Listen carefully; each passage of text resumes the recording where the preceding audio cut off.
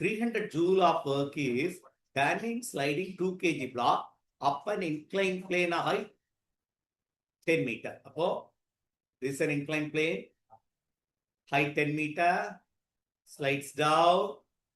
When it reaches to the bottom, the work done is, அப்ப கீழே வந்து சேர்றப்போ work done வந்து 300 joule. கீழே வர்றப்போ 300 joule. Work is done. ஆனா இங்க இருக்கிறப்போ அந்த பாடி ஹைட்ல இருக்கிறப்ப அதோடைய பொட்டன்ஷியல் எனர்ஜி mgh போடு.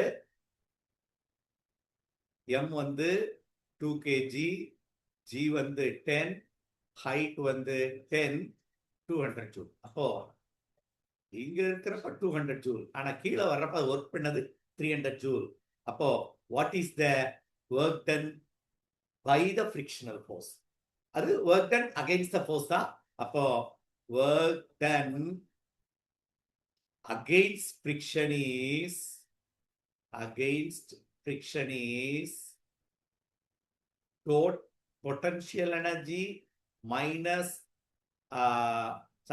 work done minus potential energy.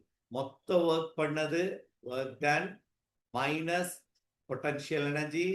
இது 300 joule minus 200.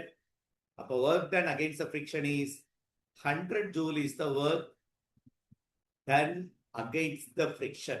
இப்போ ஃப்ரிக்ஷனால எவ்வளவு எனர்ஜி ஒர்க் நடந்திருக்கு எக்ஸ்ட்ராவா? இன்னும் சொல்ல போனா இன்னும் ரொம்ப சிம்பிளா சொல்றேன். இங்க இருக்கிற பொட்டன்ஷியல் 200 தான், ஆனா இங்க வந்து சேர 300. அப்ப எக்ஸ்ட்ரா ஒர்க் நடந்திருக்கு.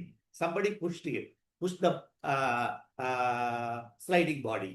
அப்போ எவ்வளவு அவன் எக்ஸ்ட்ரா ஒர்க் பண்ணியிருக்கான்? 100 ஜூல். எதுக்காக பண்ணான்றதா question? To overcome friction. அப்ப ஃப்ரிக்ஷனால ஏற்பட்ட ஒர்க் லாஸ் 100 ஜூல்.